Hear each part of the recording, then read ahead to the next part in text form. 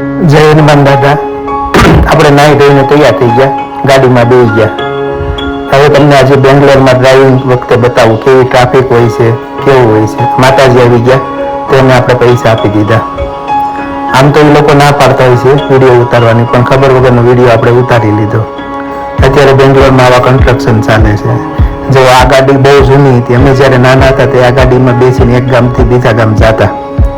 અને અત્યારે પણ બેંગ્લોરમાં આવા બધા કન્સ્ટ્રક્શન થાય છે જે જોતા એવું લાગે કે આપણે દુબઈમાં જ રહીએ છીએ, પણ દુબઈ નથી, આ બેંગ્લોર છે.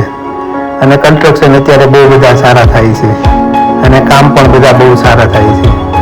અત્યારે બેંગ્લોર બહુ જ ડેવલપમેન્ટમાં છે, ખૂબ જ માઇગ્રેટ લોકો બહુ જ થાય છે અને અલગ અલગ બિલ્ડિંગો અલગ અલગ પ્રકારના બહુ બધા બને છે જે જોવાની ખૂબ મજા આવે છે.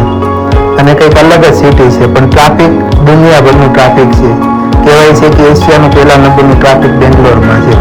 હવે આપણે અહીંયા ગલેલી ખાવા ઉપર આવી ગયા, તો આ લોકો જો ગલેલી કઈ રીતે ખવડાવે. પહેલાં એ લોકો આ રીતે પતીકું બનાવશે, પછી એ નેચરલ જ આ બધું હોય છે, પાનમાંથી બનાવશે, પછી આ રીતે કટિંગ કરશે. આમાં હવે આપણને હમણાં ગલેલી આપશે. જુઓ, આ ધીમે ધીમે કરતા એક એક ગલેલી કાઢે. હવે આપણે આપી જવાની. આ 100 રૂપિયાની 3 નંગ હોય છે. થોડીક મોંઘી હોય છે પણ સારી હોય છે. સુરતમાં થોડીક સસ્તી મળે છે, આપણે અહીંયા થોડીક બેંગ્લોરમાં મોંઘી મળે છે. આવજો, ટાટા, બાય બાય.